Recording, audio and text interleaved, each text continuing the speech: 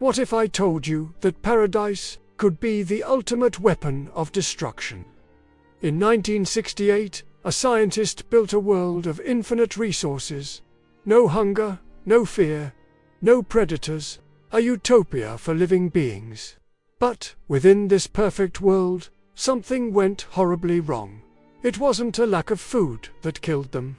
It was the weight of the paradise itself. Welcome to Universe 25. To understand the tragedy, we must meet the architect, John Calhoun, a man obsessed with density and behavior.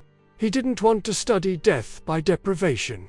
He wanted to study death by luxury. He built a 6.5 square foot enclosure, divided into 16 levels of absolute comfort. It was designed to house thousands, providing everything a mouse could ever desire. Phase A began with 8 mice, 4 males and 4 females. For the first 104 days, they explored, they adapted, and they began to breed. There was no struggle for survival. Every corner offered safety. Every dispenser offered abundance. It was the birth of a miracle. Then came Phase B. The population exploded. Every 55 days, the number of inhabitants doubled. The enclosure was buzzing with life. By day 315, there were over 600 mice. But as the numbers rose, the social fabric began to stretch. Even in paradise, space started to become a currency that not everyone could afford. This is where Calhoun noticed the first cracks. He called it the behavioral sink. As the population peaked at 2,200, the social hierarchy collapsed. The alpha males became hyper-aggressive, attacking others for no reason. The beta males withdrew completely. Females began to neglect their young. The paradise was turning into a factory of trauma. In the midst of the chaos, a new faction emerged. The beautiful ones. These were young males who refused to fight, refused to mate, and refused to interact. Their only activities were eating, sleeping, and grooming. They were physically perfect, with sleek fur and no scars. But they were socially dead. They had lost the very essence of what it meant to be alive. Ask yourself this: if all your needs were met, no work, no struggle, no danger, would you thrive? Or would you, like the beautiful ones, lose your soul in the comfort of your own cage?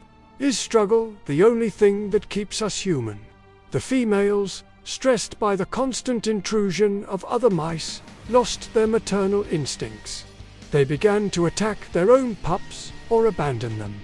The mortality rate for the young reached 96%.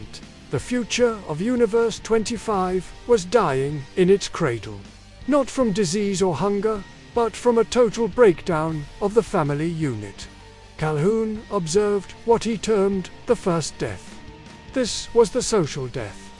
Long before the last mouse died physically, they had died as a society. They no longer knew how to be mice.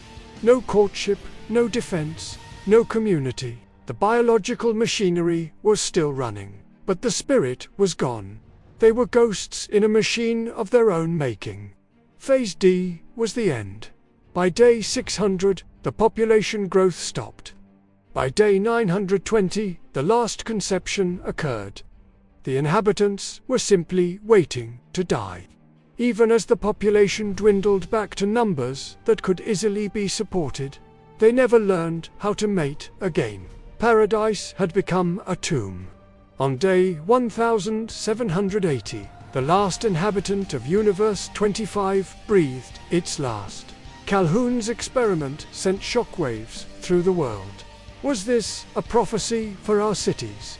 As we pack more people into urban centers, and as digital isolation replaces physical connection, are we entering our own behavioral sink? When we remove the challenge of life, do we inadvertently remove the reason for life? Universe 25 remains a haunting reminder that survival requires more than just bread and water. It requires a role, a purpose, and a struggle. Without them, we are just the beautiful ones waiting for the end. Thank you for joining us on Wikivedia Plus. Until next time, stay curious and stay hungry.